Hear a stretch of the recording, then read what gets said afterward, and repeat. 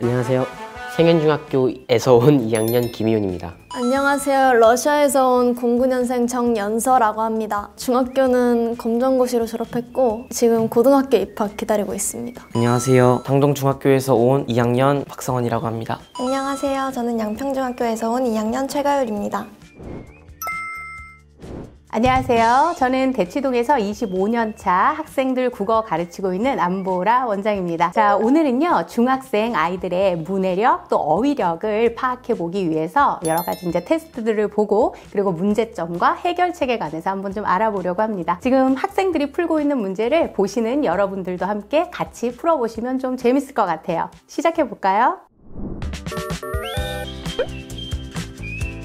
공교롭다라는 말인데요. 이 말의 뜻을 아는 대로 적어주세요. 들어봤는데 뜻을 모르겠어요. 뭔지 아는데 뜻을 적기가 애매한데.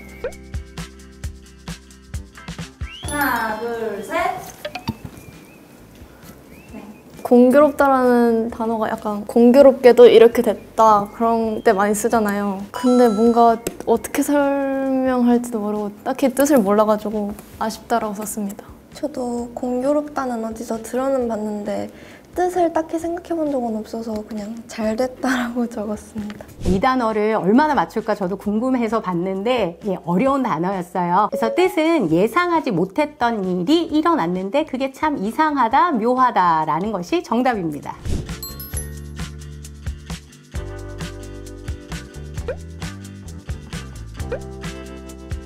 엄청 귀여워. 되게 열심히 해서 꼭 맞추고 싶어요. 하나, 둘, 셋. 음산한이라고 썼는데요. 솔직히 뜻을 잘 몰라가지고 저도 똑같이 썼는데요. 10번 약간 의미심장하게 해석하다 이런 게 헷갈렸어요. 9번, 11번은 똑같이 썼고 10번은 의미심장하며라고 썼어요. 그러면 이제 다음 문제 제가 나눠드린 종이에 국외음화 문제를 풀어볼게요. 이 가에 들어갈 단어를 전부 적어주시면 됩니다.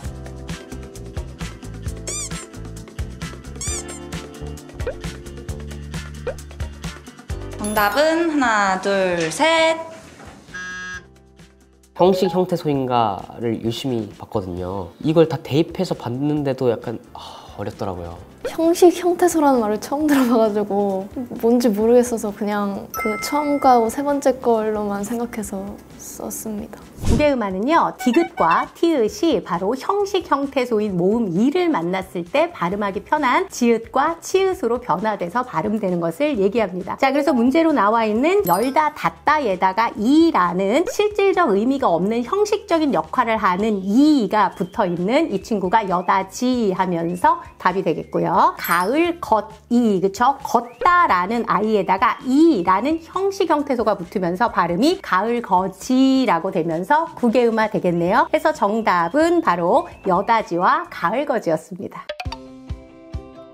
본인들이 일상에서 들어보거나 생각했었던 것들에 대해서 접근하려고 노력했었던 부분들 인상적이었고요. 자, 그러다 보니까 거기서 나온 문제는 뭐냐. 본인들이 접근은 했는데 사실 그때 이게 뭐지? 하고 뜻을 찾아봤으면 굉장히 정확하게 지금 지식으로 쌓여 있을 텐데 근처까지 가는 감으로 끝나고 있다. 그래서 이 친구들 지금 현재 이 해보는 모습을 보니까 역시 체계적으로 어휘를 공부하는 것이 굉장히 중요하다. 한자 자체를 뭐 잘 쓰거나 읽을 필요를 강조하는 게 아닙니다. 왜냐면 우리말 어휘 자체가 한자어가 많기 때문에 기본음을 가지고 그것만 따서 줄줄이 연결하는 생각하는 훈련만 해도 어휘를 상당히 체계적으로 잘 늘 수가 있어요.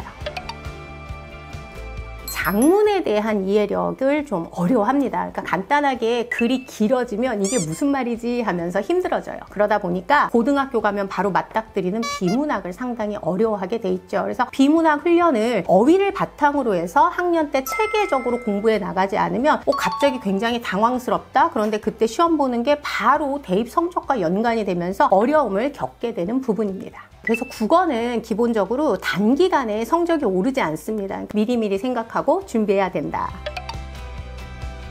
기본적으로 읽고 이해하는 능력입니다. 그래서 독해 능력이 되겠죠. 그래서 요즘 또 가장 핫한 단어로는 문해력이 될 것입니다. 왜냐하면 기본적으로 수능에서 요구하는 능력은 암기력이 아니에요. 시험 당일날 처음 보는 낯선 글을 빠르고 정확하게 해석해낼 수 있느냐, 그 안에서도 문법, 그 다음에 문학, 비문학 이렇게 다양한 영역들을 중고등학교 때 체계적으로 완성됐어야 되는 것을 확인하는 작업입니다. 그러다 보니까 기본적으로 내신을 위해서만, 아니면 내가 고등학교 가서 시험 공부를 위해서만 하겠다라고 했을 때는 이 수능의 취지하고 전혀 맞지 않는다라는 점을 말씀드리고 싶네요.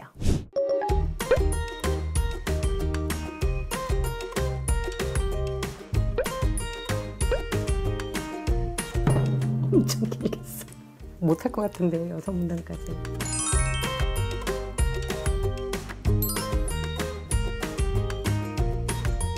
정답은 하나, 둘, 셋 올려주세요.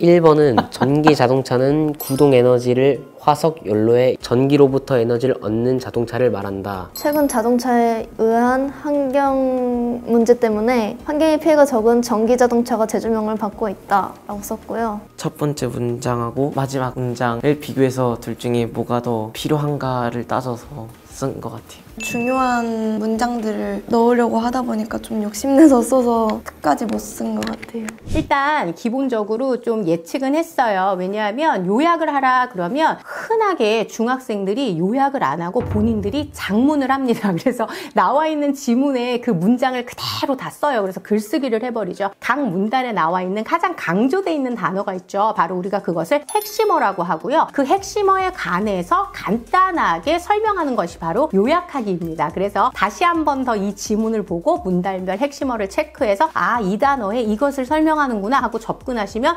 다시 글이 잘 보일 거예요. 일단 기본적으로 이 시험이라는 것 자체는 텍스트를 읽고 이해해야지 풀잖아요. 그렇죠? 그래서 꼭 국어에서만 평가하는 능력이 아니라는 거죠. 그래서 예로 들면 실제 수학에 서술형 평가를 제대로 못 봐서 수학 선생님이 야, 너 국어학원 좀 다녀라 라고 추천받아가지고 오는 친구들도 꽤 있습니다. 그만큼 이 문해력, 그러니까 한마디로 문장을 이해하는 능력이 낮으면 당연히 수능 시험을 보기도 어려울 뿐더러 또 다른 과목들에 대해서 공부할 때도 굉장히 힘이 들기 때문에 모든 공부, 모든 과목에 튼튼한 기초 힘을 길러주는 작업이다라고 생각하고 빨리 움직이셔야지 돼요.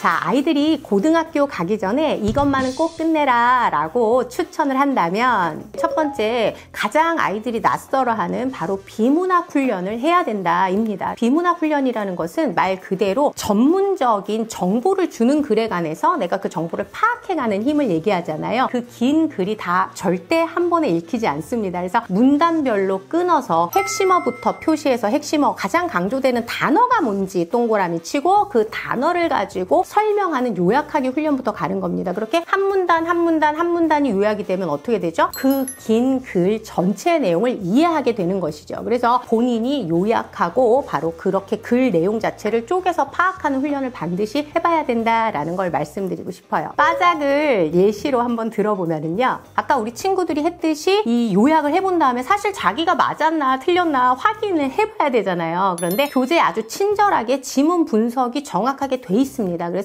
문제는 못 풀더라도 차라리 내가 핵심어 찾아보고 요약한 다음에 교재에 나와 있는 지문 분석과 내가 어느 정도 일치했는지 확인하고 아, 요거 내가 핵심어 잡았네, 요건 못 잡았네 하면서 훈련하기에 굉장히 좋은 내용입니다. 그래서 반드시 그 작업을 꼭 해보다라고 추천해주고 싶네요. 자, 그리고 두 번째로 이것만은 꼭 끝내라 라고 추천하고 싶은 영역이 바로 문법입니다. 그래서 아까 친구들이 문제 풀었을 때도 사실은 국외음화에 대해서 기본 개념조차 정립이 안 돼 있어서 굉장히 감으로 접근하는 모습을 봤거든요. 근데 문법은 국어에서 유일하게 법칙을 따지는 파트입니다. 그래서 정확하게 정해져 있는 개념이 있는 것이죠. 그런데 그 양이 절대로 많지 않습니다. 중등 때 기본적으로 완성해야 되는 중등 문법 실력을 가지고 충분히 수능 문법 접근할 수 있거든요. 근데 그게 안 돼 있으면 아예 접근조차 못하고 아예 포기해버리는 영역이 되면서 굉장히 많은 점수들을 또 잃게 되기도 합니다. 그리고 실제로 학교 내신에서도 선생님들이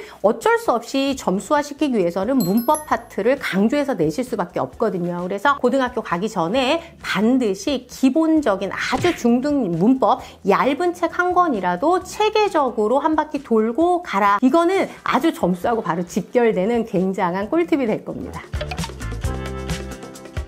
일단은 해설지가 되게 친절하다라고 생각을 했어요. 친구들은 그냥 보고 그냥 낯설고 어려운 글이야 라고 포기하지 마시고요. 제가 아까 공부법으로 추천했듯이 그렇게 본인이 핵심어를 가지고 요약해 본 다음에는 그 친절하게 해설지에 나와 있는 지문 분석이 돼 있는 그 파트를 반드시 확인하면서 내가 근처까지 갔는지 전혀 엉뚱하게 못 갔는지 그걸 확인하는 것을 활용하면 굉장히 좋을 것 같고요. 그리고 두 번째는 문법을 친구들이 혼자 독학해서 정리할 때 제일 어려워요 라고 말하는 파트거든요. 그런데 그 빠작 교재 중에서 문법의 첫 문법이라는 그 교재를 보고 제가 참 좋다 생각을 했습니다. 그래서 중학생들 그 문법의 입문 교재로 나와 있는데 저는 사실 중3 친구들이 고1 올라가기 전에 그 겨울방학 때 그 문법책 하나는 내가 끝내자 라고 진짜 강력하게 좀 얘기를 하고 싶어요. 그만큼 기본 문법도 안 돼 있는 상황에서 그냥 내신 때 단편적으로 조각조각 외웠던 문법 지식 가지고는 절대 수능 문법을 풀어낼 수 없거든요. 그래서 그런 점이 좋았고요. 세 번째는 일단 이렇게 스텝별로 나눠져 있는 게 아이들 입장에서는 왜 너무 두꺼운 책으로 바로 접근하면 굉장히 질리잖아요. 그런데 짧게 그리고 난도까지 조절을 해서 이렇게 약간 격파하는 느낌, 끝내는 느낌, 이렇게 완성하는 느낌을 줄 수 있을 것 같아서 그런 점들이 참 좋았습니다.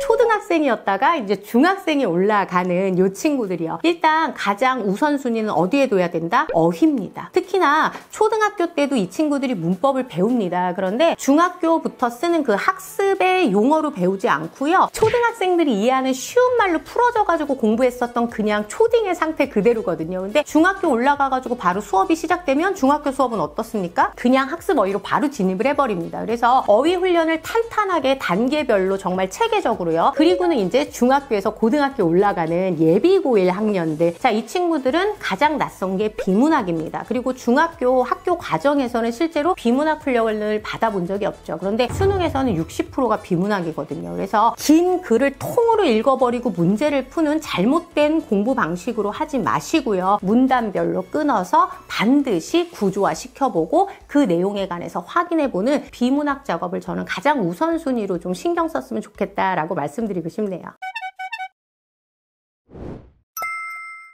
오늘의 문해력 테스트 1등은 5문제를 맞춘 휘윤 학생입니다. 제가 이번 시간으로 빌어 문해력이 어느 정도인지 알게 되었고요. 많이 부족하다는 걸 느꼈습니다. 공부를 진짜 열심히 해야 된다고 생각합니다. 평소에는 아는 뜻이고 아는 단어들이잖아요. 근데 막상 이렇게 하려고 그러니까 생각이 안 나네요. 일단 굉장히 재밌었고요. 모르던 것들을 알게 돼서 좋았습니다. 제가 이 정도로 멍청한지 지금 알았어요. 저는 이번 시간을 통해서 제 국어 수준을 알았고 단어 공부도 많이 하고 국어 공부도 더 열심히 해야겠다는 생각이 들었습니다. 전체적으로 현타가 좀 많이 왔고 그래도 이번 시간을 통해서 좀 몰랐던 단어나 문장들에 대해서 알 수 있어서 재밌었고 국어 선생님 정말 죄송합니다. 오늘 영상이 도움이 되셨다면 구독과 좋아요 부탁드립니다. 감사합니다.